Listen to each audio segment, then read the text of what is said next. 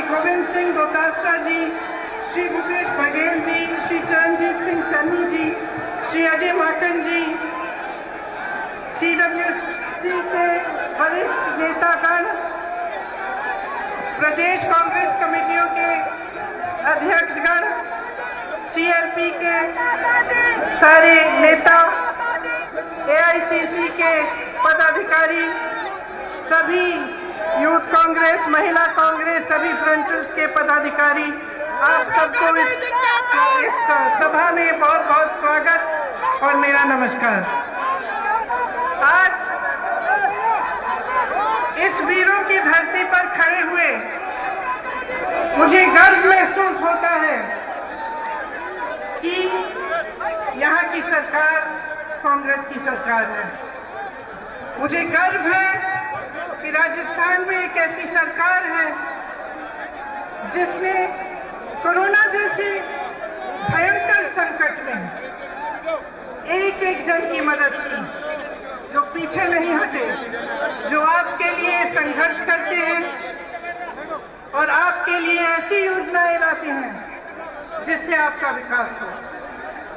लेकिन ये जानते हुए कि इस प्रदेश में हमारी सरकार है, मुझे ये भी मालूम है कि प्रदेश और देश की जनता आज बहुत संकट में है।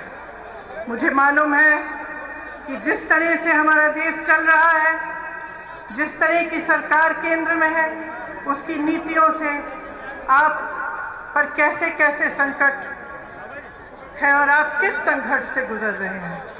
आज ये रैली महंगाई हटाओ रैली है।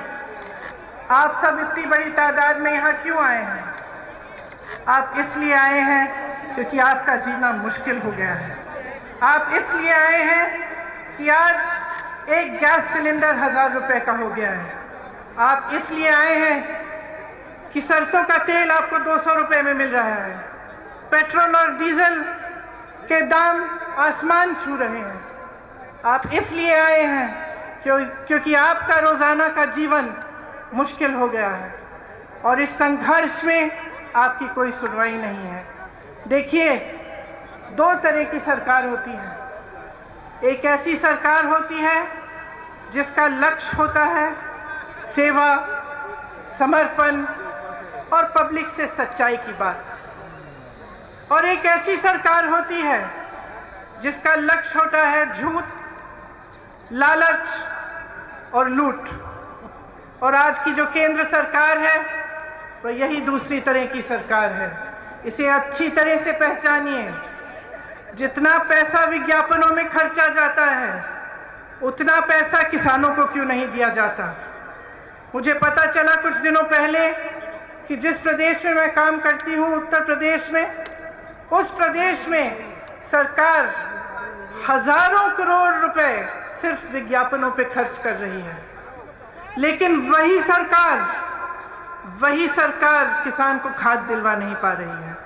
उसी सरकार में एक गांव है जहां मैं 4 ऐसे परिवारों से मिली जिनके मुखिया खाद की लाइन में खड़े खड़े गुजर गए, क्योंकि 2-3 दिनों से खाद वितरण की लाइन में खड़े थे और उनको खाद नहीं मिला। घर नहीं गए, डर था लाइन छोड़ दूंगा तो खाद नहीं मिलेगी, वहीं पे गिर पड़े। मैं ऐसे परिवार से मिलके आई हूं जिनके पति, जिनके सदस्य कुछ ले गए हैं इसी सरकार के मंत्री के बेटे की जीप के पहियों के तले। मैं उनकी विधवाओं से मिली हूं, उनकी बेटियों से मिली हूं, और मैं जानती हूं उनके मुंह से उन्होंने मुझे बोला कि हमें न्याय चाहिए, लेकिन इस सरकार से हमें न्याय कभी नहीं मिल सकता, कभी नहीं मिल सकता न्याय, क्योंकि इसी सरकार का मंत्री अभी भी हमारे प्रधानमंत्री के साथ मंच पे खड़ा रहता है, जिसके बेटे ने हमारे पति को कुचला, जिसके बेटे ने हमारे बेटे को कुचला। तो जो सरकार केंद्र में है वो निश्चित है कि जनता की भलाई नहीं चाहती, आपके लिए काम नहीं कर रही है। किसके लिए काम कर रही है? स्पष्ट है, पूरी दुनिया देख रही है, पूरा देश देख रहा है कि ये सरकार सिर्फ कुछ गिने चुने उद्योगपतियों के लिए काम कर रही है। कल मैं गोवा में थी। गोवा में एक अनोखी समस्या है, आप चौंक जाएंगे सुनकर, कि एक उद्योगपति के कोयले के लिए ऐसी सुविधाएं बनाई जा रही हैं जो गोवा की जनता को चाहिए ही नहीं। वहां गई, मुझे बताया गया बड़ी बड़ी सड़क बन रही है, किस लिए? उनके यातायात के लिए नहीं, जनता के लिए नहीं, एक उद्योगपति के कोयले को इधर से उधर ले जाने के लिए।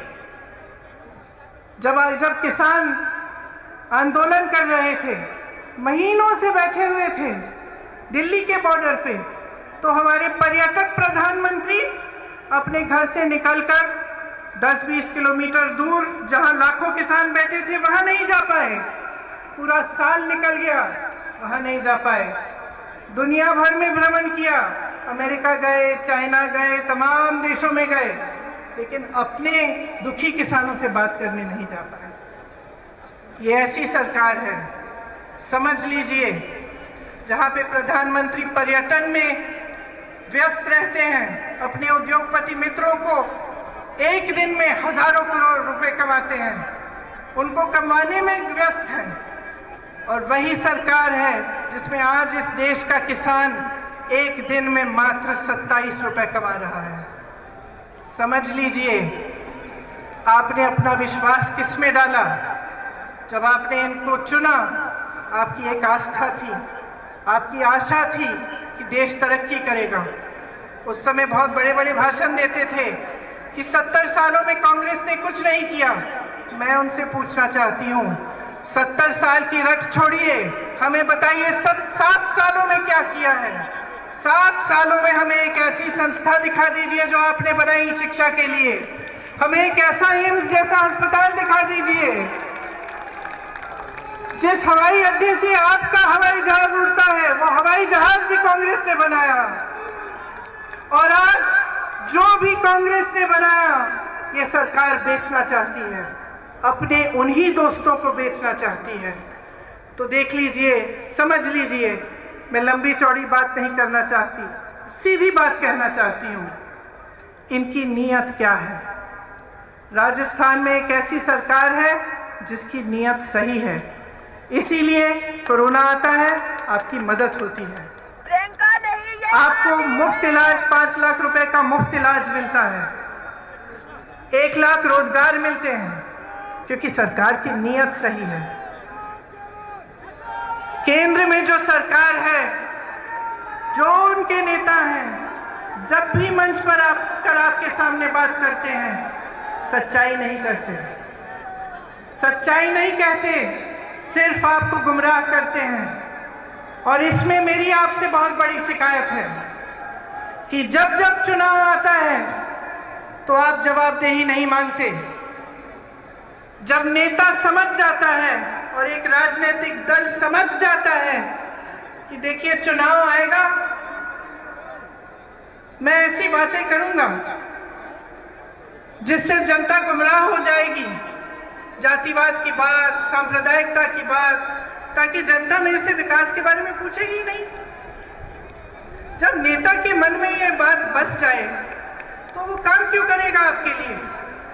जब एक राजनीतिक दल जानता है, उसका एक एक नेता जानता है कि चुनाव के समय आपके सामने फिजूल की बातें करेंगे, आपके सामने चाइना की बातें करेंगे, किसी और देश की बातें करेंगे, कुछ ना कुछ नया निकालेंगे, लेकिन आपके विकास की बात नहीं होगी, महंगाई की बात नहीं होगी, आप कैसे अपनी जिंदगी बिता रहे हैं, किस संघर्ष से आप गुजर रहे हैं, इसकी बात नहीं होगी।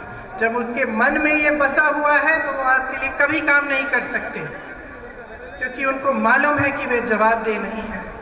मैं सिर्फ आपसे एक चीज मांगूंगी कि आप जागरूक बने और इस भाजपा की सरकार को जवाबदेह बनाएं।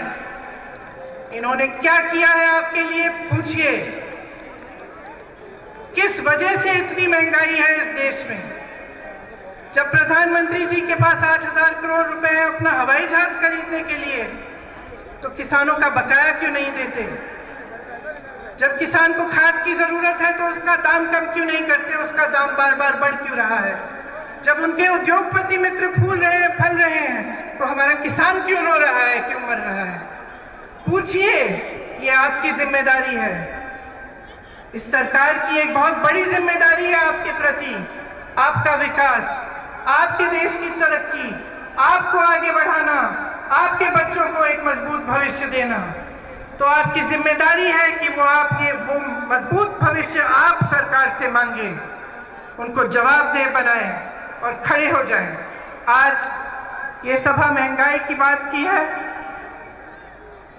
मैं आपसे कहना चाहती हूं कि जिस तरह से आप महंगाई से लड़ रहे हैं हर रोज हम उसी तरह से अपनी जीत जान लगाकर आपके लिए लड़ेंगे। ये सिर्फ आपकी लड़ाई नहीं है, ये इस मंच पे बैठे कांग्रेस के एक एक नेता की लड़ाई है। ये मेरी लड़ाई है, ये मेरे भाई राहुल गांधी की लड़ाई है, ये सोनिया जी की लड़ाई है, ये अशोक गहलोत जी की लड़ाई है, और तमाम यहाँ बैठे नेता आपके लिए लड़ेंगे। इस देश से महंगाई हटानी है और इस प्रयास में आप सबको हमारे साथ लड़ना पड़ेगा। एक बार जोर से बोलिए, महंगाई को, और जोर से बोलिए, महंगाई को, महंगाई को। और इस प्रयास में हम बिल्कुल पीछे नहीं हटेंगे, हम आपके साथ हैं, आपकी लड़ाई हम लड़ते रहेंगे। धन्यवाद।